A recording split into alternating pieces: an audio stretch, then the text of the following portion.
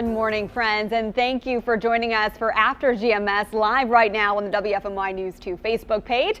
As we give our friends a moment to keep logging on and start commenting, we're talking about our forecast. First and foremost, a second ice storm in 2 weeks, Duran, or I should say 1 week, I guess, although the weather affected other parts of the Midwest starting a couple weeks ago, and they're still dealing with problems. We're asking our friends who are watching right now what they have experienced outside of their homes. Did they lose power? Did they get any damage? While we give you some time to comment here, Taran, why don't you take us through our forecast, because it gets a lot better. Oh yeah, it's over. Finally done with this weather pattern that's been in place for more than a week now around here, that's giving us a lot of cold weather and several rounds of not only rainfall but even some winter weather. This is the very end of it. Still some precipitation moving in as we speak, but this is falling mainly, overwhelmingly, as just a regular old rain. We have temperatures well above freezing for most locations at the moment. As we go through the next several hours, we'll still have a chance of rain probably through 9 or 10 o'clock this morning. Then we're drying out after that. The cloud cover will start to break up right around midday, and then we should start to see more and more sunshine as we head through the afternoon, with our high temperatures eventually warming up into the mid 40s. The winds will start to pick up though, so I think today we'll see winds generally in the 5 to 15 mile per hour range, and then they start to gust up to 20 overnight, and then could gust up to 25 or maybe even 30 at times on Saturday.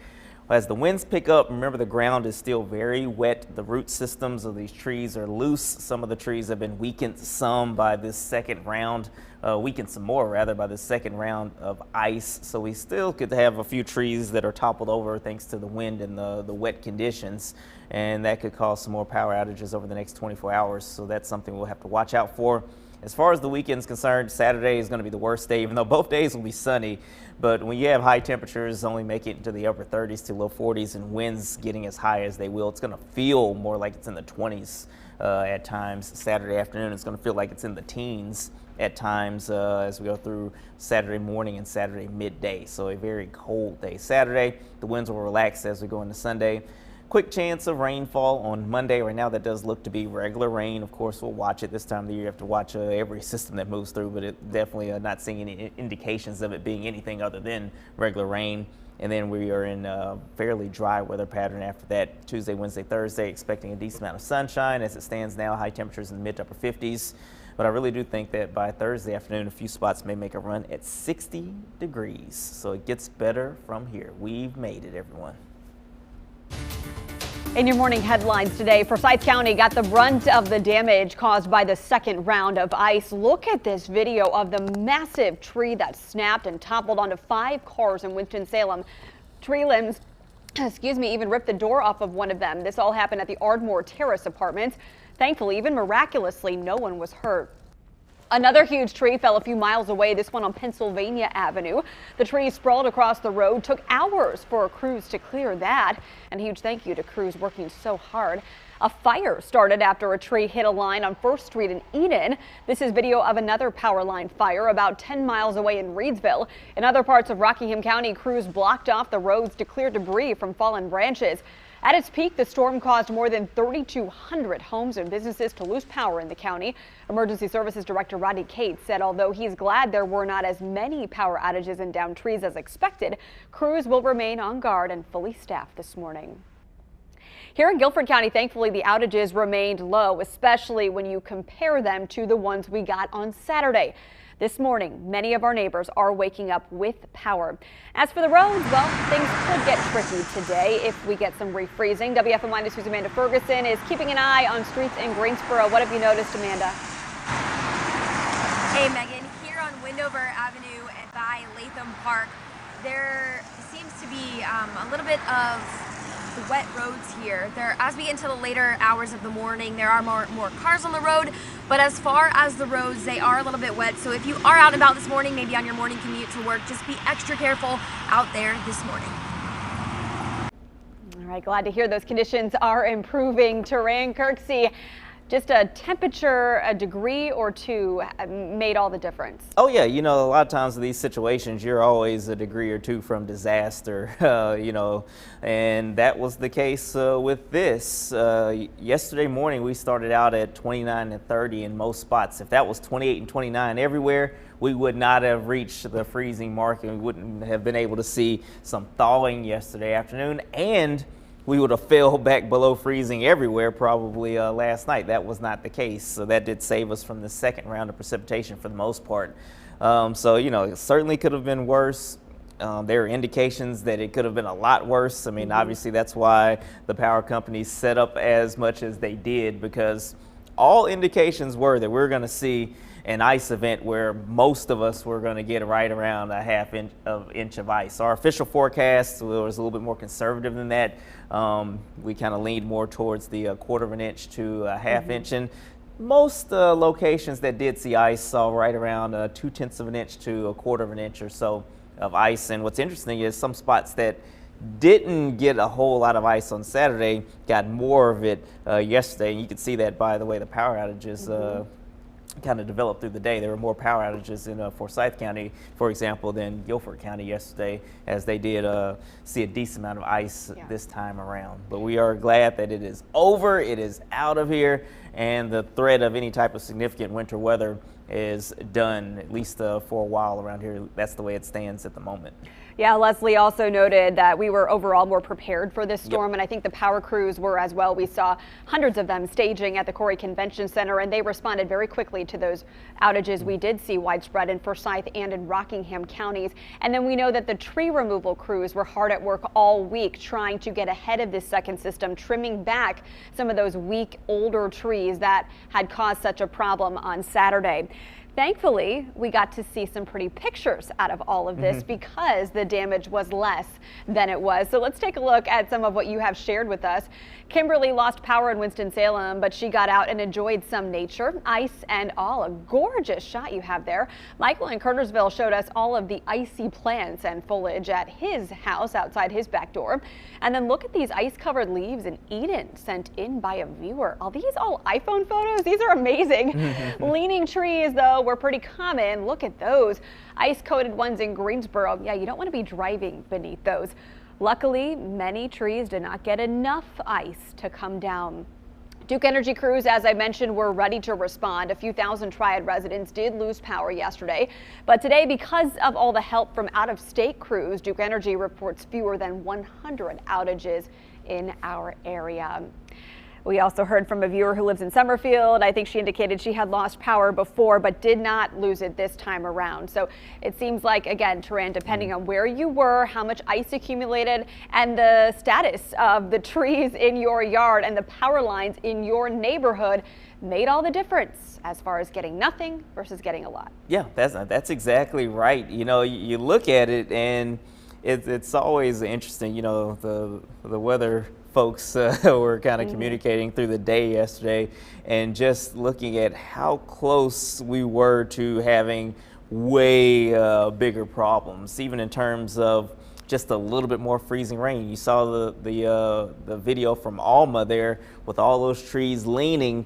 You know, those trees probably had about a quarter of an inch of ice. Just think if you add a tenth more inch of ice there, you go from 0.25 to 0.35. That's a lot more weight on the trees, and a lot more of those would have toppled. And the fact that we had the ice on Saturday, that probably took out a lot of the most vulnerable trees that were going to be apt to falling with just 2/10 of an inch of ice. So that was kind of cleared out, and that helped the situation in a kind of a strange way this time around. You can equate it to, you know, when you have a brush fire in a forest, kind of clearing out some of that dry brush underneath. It makes it a little bit more difficult for another fire to start for several years until that starts to come back. So, you know, everything works in kind of a really big, complicated system. It's one of the interesting things about nature, and it helped us out this time around, it appears. Yeah, Joe noted that it was not as bad for her this time around in snow camp.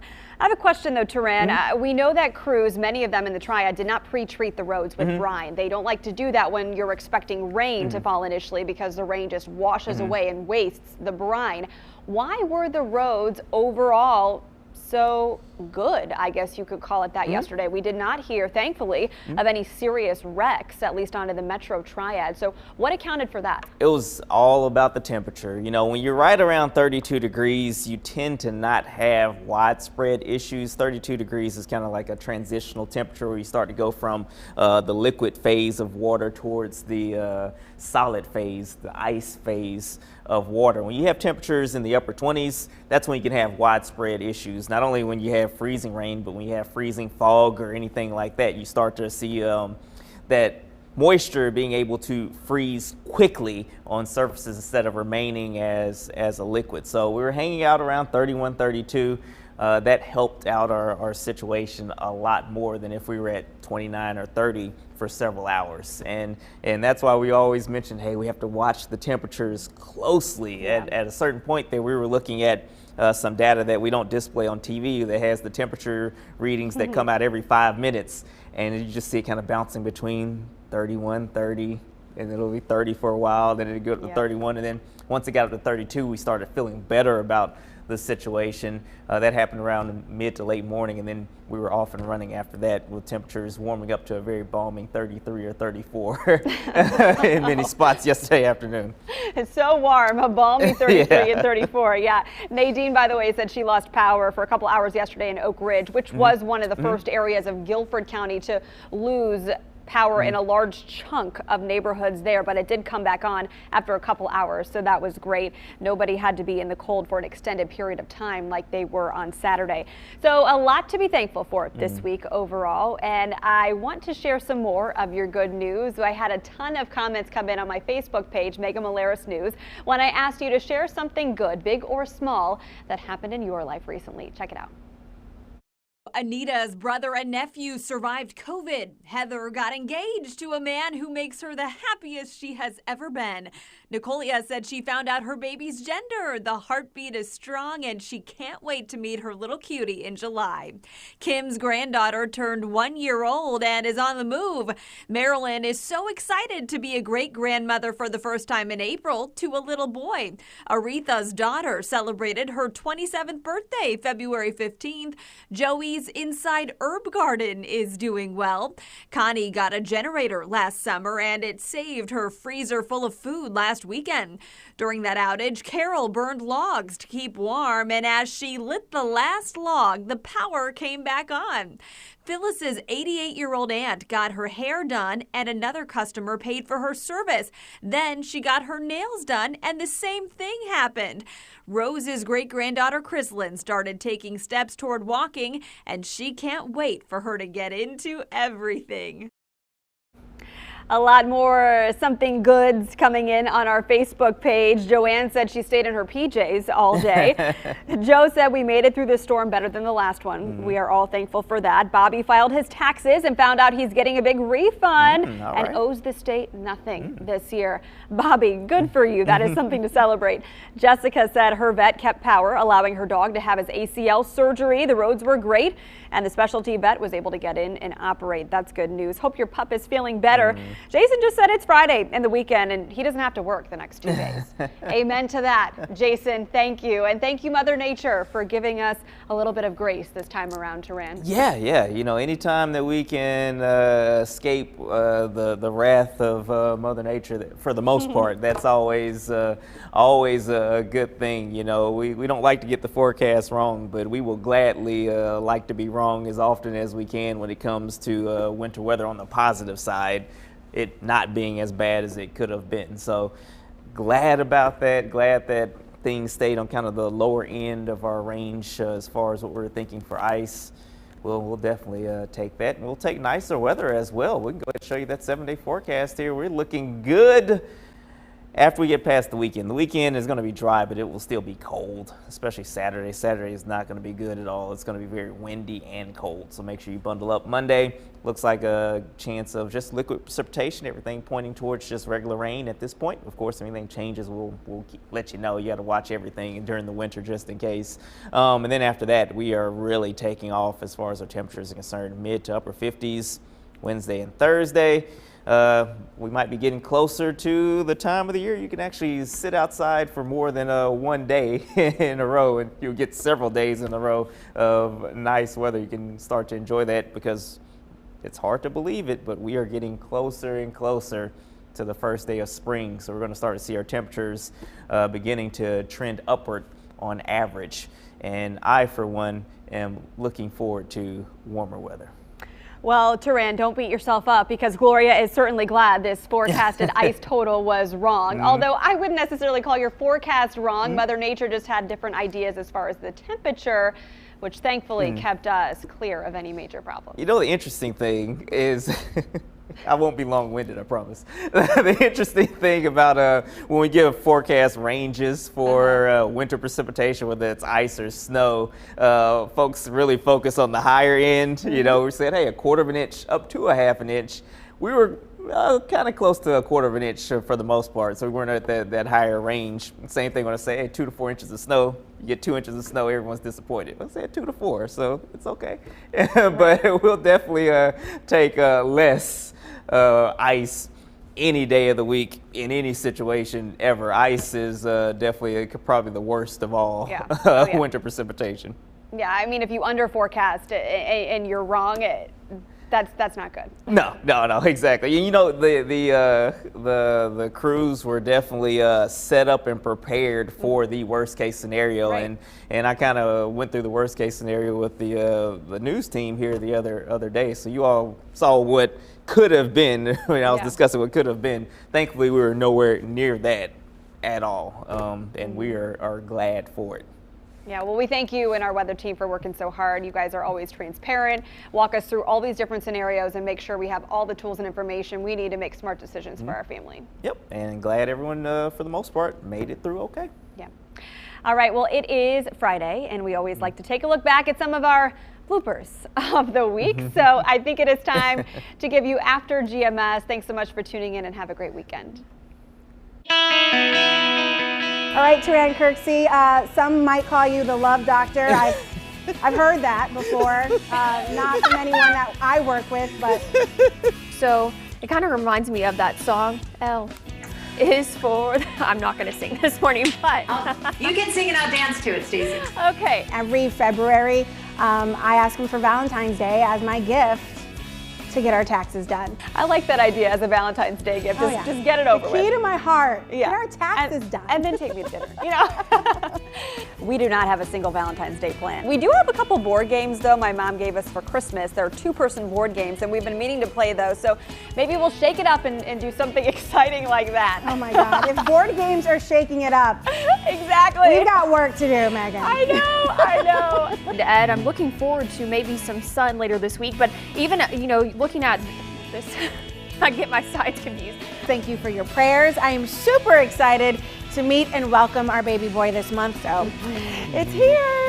Well, not officially, but the time is here. Stacey, I have lots of maternity clothes for you, so come get them, because I will never need them again. I seriously need them. I know a few people wanted to see my bump, but I'll stand back because you haven't been able to see it. I don't know if we can drop the super. Ooh. I don't know if you can see it. There it is. There we go. Yeah, so there's the 8-pound boy. The way I'm framed up, you can't really see it. It looks like this, so I've been looking good lately, but this is really what's going on. This is what's going on.